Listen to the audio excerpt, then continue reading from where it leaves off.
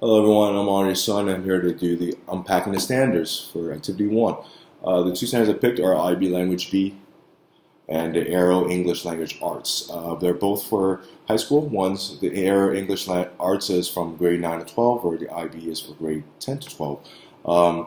The Aero Language Arts more of a Common Core state standards, whereas the IB has their own standards. They're both for English. They're both a little bit different, but they're both more skill based standards. Whereas, for example, Aero is reading, writing, speaking, listening. Where IB it's still kind of that, but they categorize on three words, whereas interactive, productive, and receptive skills. These are the three different ones. And after going through them, I believe I'm going to choose IB. And the reason why I chose is because this is the one I grew up in. I studied in high school. This is what I'm teaching right now, and this is the one that I believe it's really good for preparing kids to be lifelong learners, to be world citizens, because it doesn't really just categorize you in one culture. It gets you everywhere in the world, and it's also accepted in universities around the world. That can also be used for college credits. So to me, it's a little bit more modern compared to the Common Core state standards in the U.S., where it's probably more just catered towards American universities. So there you go, yeah, both English B. Now, the big idea for IB English B is that the acquisition and use of language in a range of contexts and for different purposes, while at the same time promoting an understanding of another culture through the study of its languages.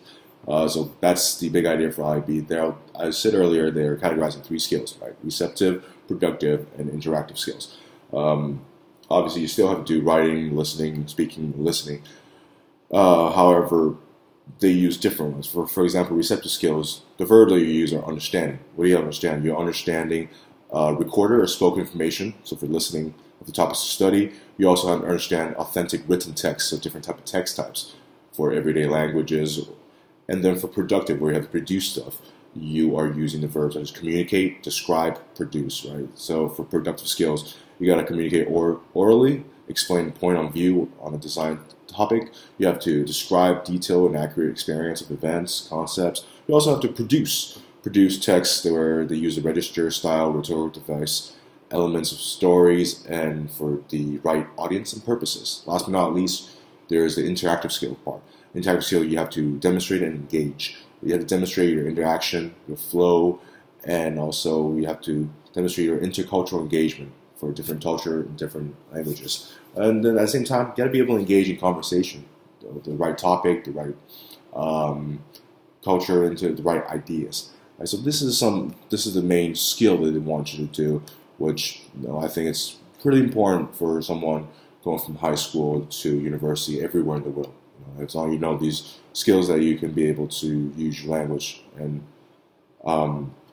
be successful in university. Now, we're going to talk about some of the activities I want to do. Some activities. First one, I'm going to talk about the writing activity that I do. Text type is very important. First, you're going to get to read different text types. There are emails, there are speeches, blogs, proposals, interview, right? These are all different text types that they have to read, and then eventually they have to produce it. Usually the reason we're giving that is because they eventually need to do this for their final assessment. But the activity is they read it, and then I'll give them a prompt.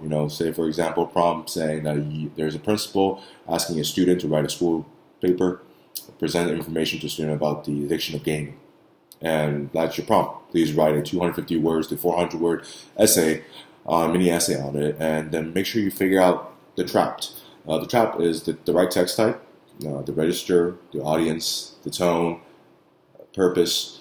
All these things are involved in here, and from having all these stuff with the prompt, then you can really properly tell if a student can recognize the right text type for the right prompt, and different prompts come with different register and tone. Another activity I do is speaking.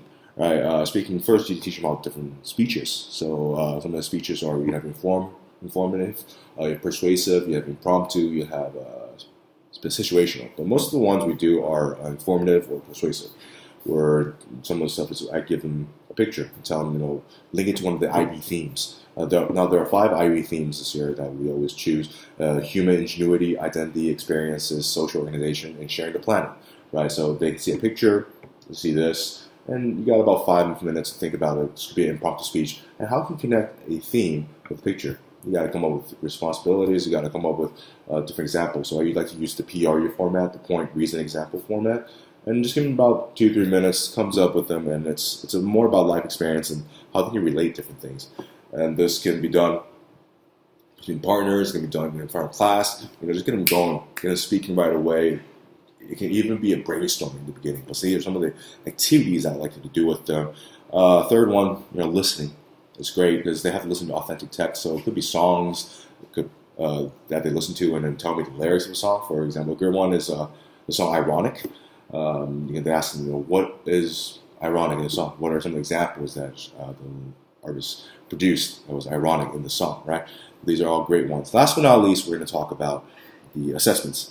These assessments are great. So IB already has the rubric for their writing assessment, their paper 1, paper 2 assessment, their reading comprehension assessment, their writing assessment, their listening assessment, and their oral assessment. So pretty much from the assessment, we will also look at the previous tests they use and come up with our own exams and modify it closer to it, and then use the rubric to give us to grade it for speaking. Obviously, picture with 5 themes, listening, have a short podcast, and we create questions that are more or less like the IB questions they used the year before because they will post it online so we get to see it. Reading comprehension worksheets from ESL library, there's a lot of them online that we can use, and a lot of it is there's category of questions, main ideas, substitution of words, true, false statements. These are all question types that we know, and as educators, we can actually modify our own questions to cater more like IB ones. So then the students eventually, when they are taking the IB exam, they've already taken a lot of different types of assessment that we as teachers have created authentically material for the students to take. So I do believe, the IB standards is really great for this. And a lot of things can be modified, obviously, but what's great about IB is that they already have a lot of the previous exams, so you can let's look at what they did, kind of question types, how they graded the rubric, and then you can adjust it to yourself and modify it according to your students. But at the same time, you have to realize it has to be intercultural, it has to be international, you got to find things that fits everywhere in the world. So that's why I think the IB standard is really great, and because they tell you that you got to use receptive, productive, and interactive skills. You got to be someone who knows how to take things internally and then also explain it externally out. So there you go. That's what I think about this activity 1. Thank you.